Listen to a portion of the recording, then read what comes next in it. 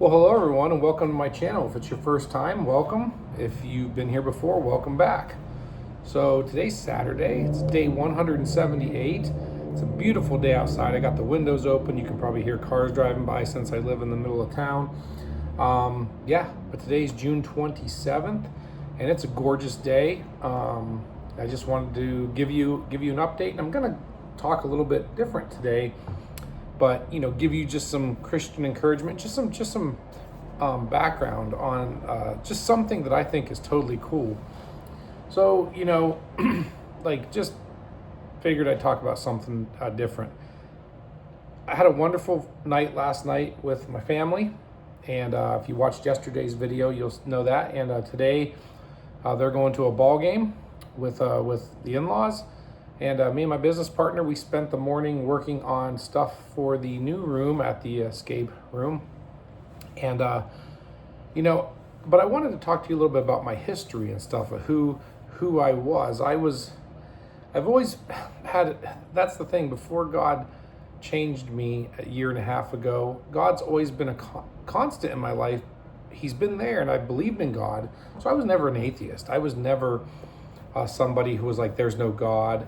But I really went towards the darker things. Like, I was like enveloped in this dark shroud. I mean, I was heavy into everything horror. One of the things that I thought was super cool as I get older and with your heroes is God can reach anybody. That's what I wanted to say, is like, sometimes we feel that somebody maybe too far gone for God. And it's our limited thinking of God. God can reach anybody.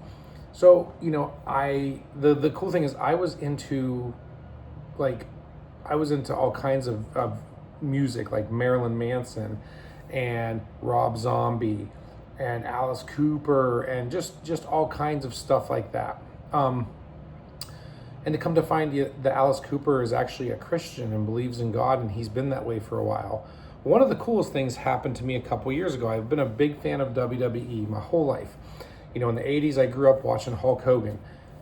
In the early 90s, the debut of my favorite wrestler ever happened. The Undertaker, Mark Calloway.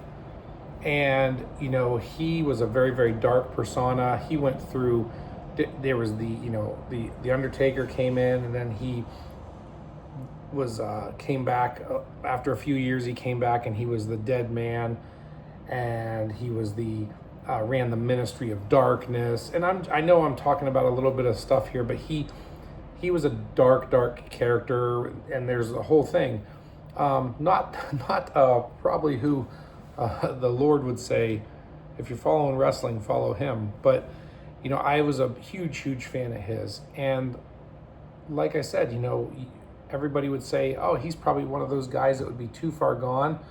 And to think the Undertaker, like, what's his religious background? What are his beliefs? You would say, oh, like, he probably has no beliefs, or he's he's a devil worshiper. Come to find out, a few years ago, it shocked me when I was watching YouTube and I saw this thing of this church in Texas, and this pastor was interviewing the Undertaker. And Undertaker had this hour-long testimony of how when he married Michelle McCool, who was a wrestler, that she was a Christian, and she wouldn't have anything to do with him unless he went to church, and he was afraid the church would burn down, actually. So I know I'm talking a little bit here, but what I'm trying to say is God, nobody is too far gone for God to change. And the greatest thing is that one of my heroes, my personal heroes, loves the Lord. And I'm just going to show you a picture here. This picture was taken a couple years ago. I got to meet the Undertaker with my son. We got to go to a convention about 2 hours away. We got to meet the Undertaker and get a picture. And it's funny because we were waiting in line, and we had tickets reserved for the photo, and we were waiting in line, and we got close up there, and right when we went up, it's a real quick, you have like 10 seconds, you know, he shook my son's hand and said, "How you doing, little dude?" And he's 6'10", you know, and I'm 6'2". My son was at the time shorter. He's 6 foot also now, but this was back in 2022.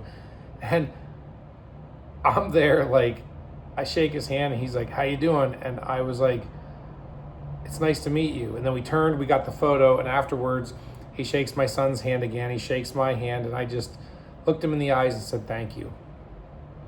And the fact that, you know, one of my heroes loves the Lord, and that it's I don't know, it's awesome that God can go and get somebody like me, but he can go and get somebody like the Undertaker. He can go and get somebody like Alice Cooper.